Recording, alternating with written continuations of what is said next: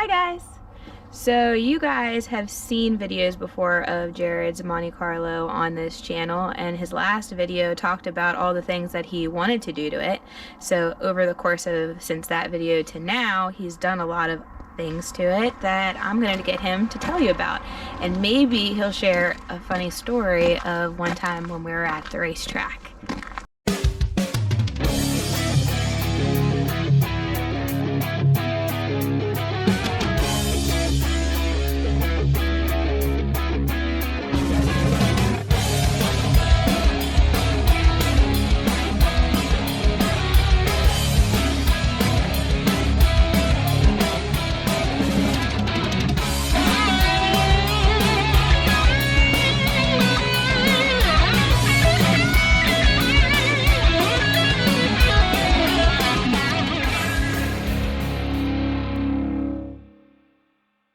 So can you tell us about your car? Okay. What do you want to know about? Everything. Everything. Everything. Well, the car is it's an 85 Monte Carlo SS. I bought it off of a friend of a friend, and when I bought it, I paid $3,000 for it, and it had a 355 small block Chevy in it, turbo 400, and an 8.5 out of a Buick Grand National in it. So I felt like, at least with that powertrain combo, and the car was solid, no rust in the floor pans where they normally rot out or in the frame. It was a good deal. I had planned to do an LS swap. I was definitely caught the Matt Happel sloppy mechanics bug, and I thought, that's cool, I can take a pretty much stock bottom end 5.3 and put a cheap turbocharger on it and go out and have some fun, you know. So it intrigued me. About 2 weeks after I bought the car, the guy that I bought it off of calls me up and he says, what are you going to do with the small block that's in the car?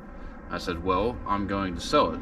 I'm getting ready to pull it out. I'm going to sell it. I want to get some sort of LS, 4.8, 5.3, 6 liter, whatever I can get my hands on.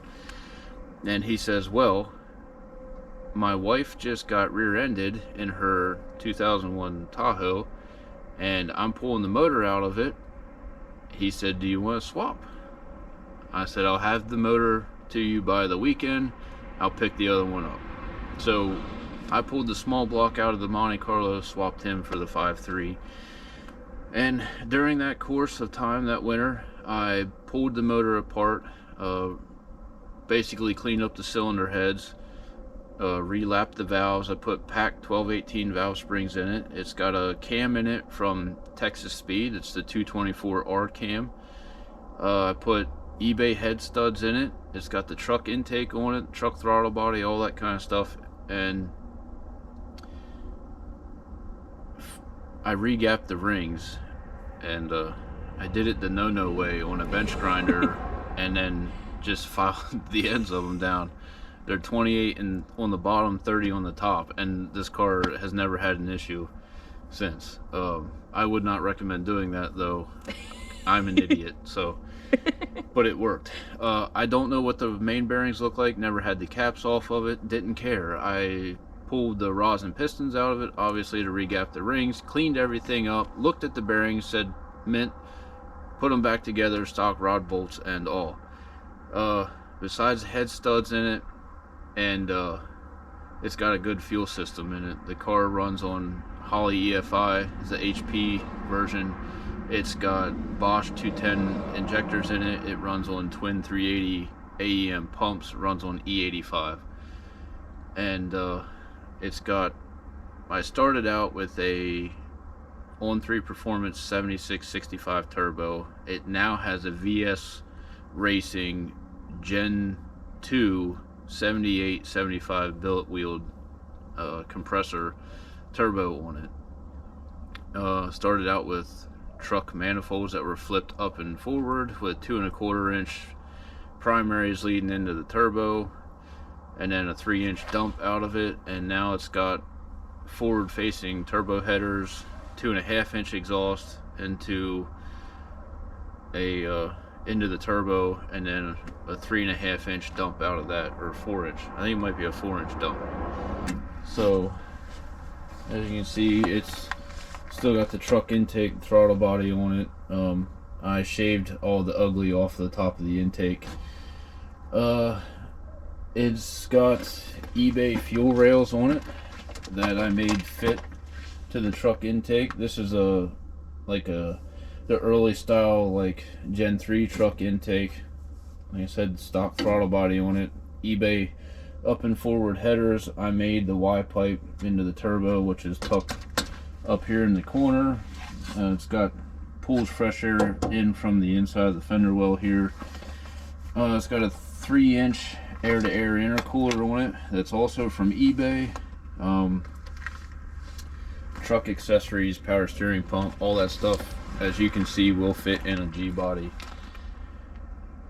It's just got a single 3-port Mac valve on it that the Holley controls. I'm using the compressor to put dome pressure on top of the gate to kind of regulate it. So far it seems to be working really well.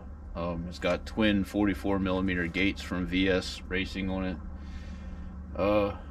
And other than that, like, it's all stock bottom end, stock cylinder heads. They're 706 heads, nothing special there. It's just got a cam, valve springs, and a cheap turbocharger on it. So this past year we decided the thing needed suspension bad. All the stuff on it was from 1985. I'm pretty sure even the 3-way adjustable drag shocks were not much younger than that. So now it has Viking coilovers on all 4 corners, double adjustables. It's their Warrior valving shocks on it. It's got BMR uppers and lowers in the front, and it's got box tubular upper and lower control arms. Uppers are adjustable, and it also has the BMR lower bar relocation brackets on it. So right now the thing's set up, it's got like 148% anti-squat built into it, but I spent a lot of time trying to get it to work at the track this past year, and towards the end of the season wasn't doing bad, but definitely wasn't great. The Turbo 400 I built myself. It's got a billet trans brake valve body in it, choline steels, Alto red clutches, a couple other modifications in there. Your pretty typical Turbo 400 drag style transmission build in it. And the rear end is out of the Grand National, and it's an 8.5, 342 gears, full spool, 33 spline, strange axles in it, C-clip eliminators, all that stuff. Pretty much the exact same thing we did the Jenna's car. And so far, last year the car went like a high 670, and that was me struggling in the 60 foot. I pulled 8 degrees of timing off the trans brake launch, and left on like 5 pounds of boost, whatever it made on the gate. I think it was right around 5 or 6 pounds, and then ran 10 pounds of boost out the back at, I think it was like 104 in the 8th mile. The 60 foot, brace yourself, was a 168, so it wasn't anything fantastic, but I know if I can get that 60 foot down, this car should easily go low 6s with the current setup. So that's pretty much the rundown. A lot has changed since it's first been on the channel, and that's our goal this year, is just to try to get it to 60 foot decent, and then we'll worry about turning it up down the road. So you have a hood on the car, and you have a hood on top of the car. Mm-hmm. Why? Isn't that what all the cool kids do these days? Why don't you tell them the story of the hood on top of the car? Okay. That happened down at the racetrack. If you look at these things, these quick release, like push button hood pins, They have like a ball end on them that goes up and snaps in there. My assumption is, because I know this hood was closed, it's part of our staging lane ritual, is we walk around the car, check the tires, make sure that the window is up on the passenger side, the door's shut, come around the front and make sure the hood pins and the hood is latched and everything's ready to go. I was in second round of time trials. I let go of the trans brake. It shook the tire very hard, hard enough to knock the glove box door open. So got out of it, got back in it, grabbed second gear, noticed that something didn't look exactly right about the corner of the hood, but I wasn't 100% sure, and then the shift light came on, and my reaction was grab third. I grabbed third, and about that time I saw nothing, and then I saw everything in a matter of an instant, except the windshield was then shattered and I had no hood.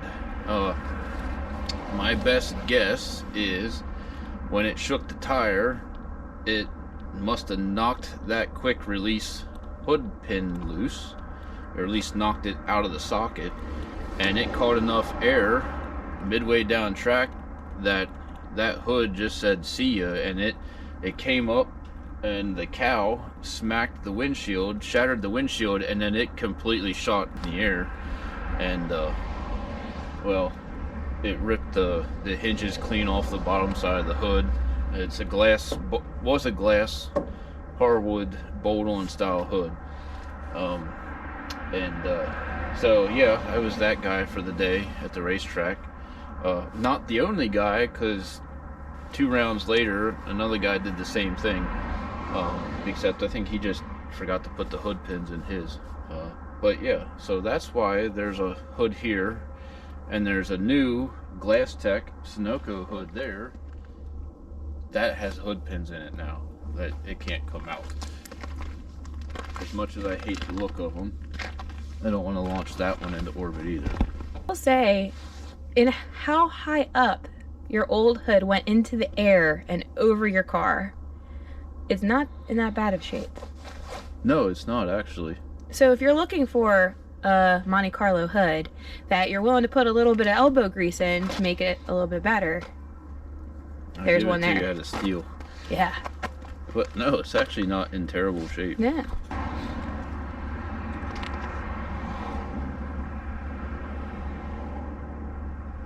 Yeah, it's got a couple of scratches in it, but the top side of it, I mean, you could sand it out if you do a little fiberglass work and whatnot, fix it. I still have the pieces that were bolted on the bottom side where the hinge was. You could probably glue them back on to make it work. Yeah, they actually didn't damage it too bad. I thought about fixing it. I just don't feel like it right now. So that's kind of where the Monte Carlo is at now. Hopefully we can get it out to the track this year again and try to get it to 60 foot, a little better than a 168, which is terrible, especially at the power level this car should be making. But you gotta start somewhere, and if we came out of the box and hit a home run, well, we wouldn't learn anything. So we're gonna make a couple of passes at the track this year. Maybe not a couple, hopefully a lot of passes at the track this year. I need to get a set of radials for it. These ones are kind of getting a little old, and I would like to, if I could shave 2/10 off the 60 foot, I'd be really happy. Getting down into like the 140s, high 130s would be awesome.